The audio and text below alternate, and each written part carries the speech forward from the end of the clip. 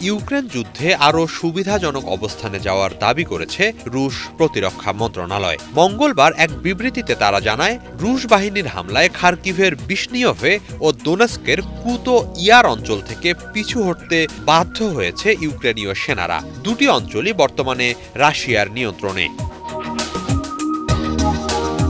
মন্ত্রণালয় জানায়, ইজুম ডিস্ট্রিক্টের প্রথম নিয়ন্ত্রণ নেয়া অঞ্চল হল বিশনিয়ভে। তবে সেখানে এখনো প্রশাসনিক কাজকর্ম শুরু করা সম্ভব হয়নি। এর সীমান্তবর্তী এলাকাগুলোতে তীব্র লড়াই চলছে।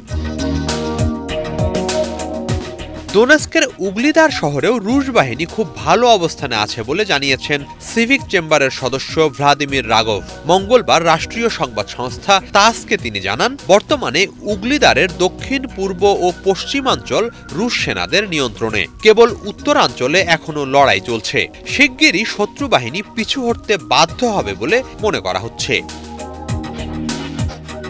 অন্যদিকে সম্প্রতি লুহান্স্কের মাকিয়েভকা অঞ্চল দখল করেছে রুশ বাহিনী। এর ফলে বর্তমানে লুহান্স্ক পিপলস রিপাবলিকের 1%-এরও কম অঞ্চল ইউক্রেনের নিয়ন্ত্রণে বলে জানিয়েছেন সামরিক বিশেষজ্ঞ আন্দ্রেই মারোচকা। কেবল এসভাতোভা ও ক্রেমেনায়া এই দুটি অঞ্চল আছে কিয়েভের নিয়ন্ত্রণে।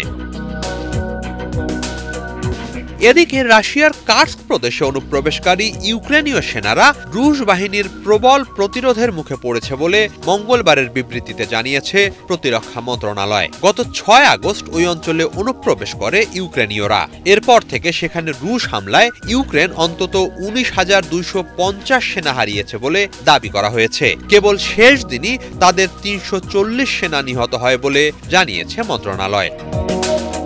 হিজল জোবায়ের, বাংলা ভিশন।